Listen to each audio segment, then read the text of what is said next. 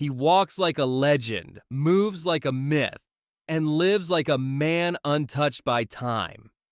In a world where everyone chases attention, one figure rises above the noise without saying a single word. They call him Zeus of Monaco, but behind the nickname, behind the gold, behind the silence, stands a man named Ilan Tobianah, a lawyer, a model, an investor, a modern icon, and perhaps the most mysterious millionaire the internet has ever seen. Born in Paris, shaped by ambition, fueled by something far deeper than money. His story is not what people think. He didn't inherit an empire. He built one, brick by brick, case by case, decision by decision. While others posted selfies and chased likes, he studied quietly, relentlessly.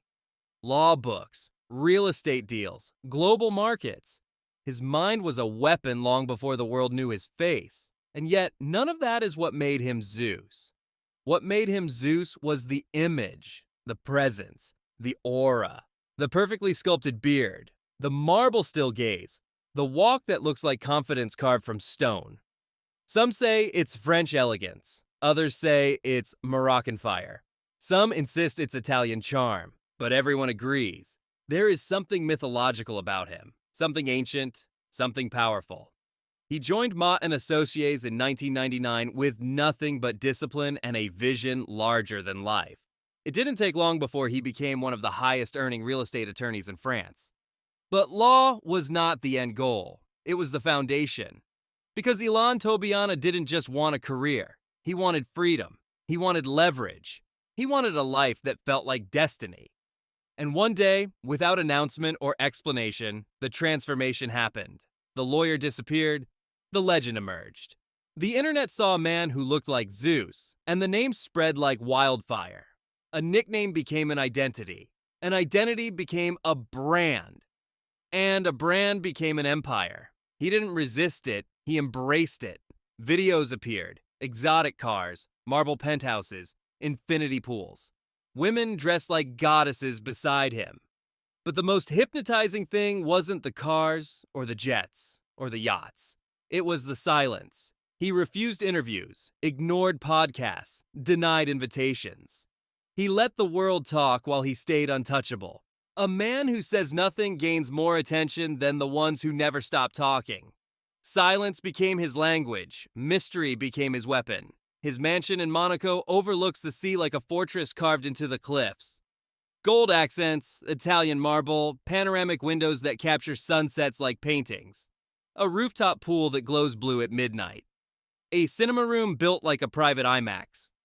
A spa, a gym, a game room, and a staff trained to move so smoothly they might as well be invisible.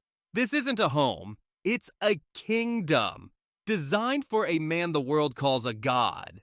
And the garage? It's not a garage. It's a gallery of machines. A black Lamborghini Aventador made for stealth. An orange Aventador for those days when thunder needs color. A Lamborghini Urus tuned for the mountains. A custom Ferrari crafted in secrecy. A Delage D12 so rare it looks like a fighter jet on wheels. A Da Vinci prototype that most collectors have never even seen. And of course, the Ducati, because even gods touch the ground sometimes.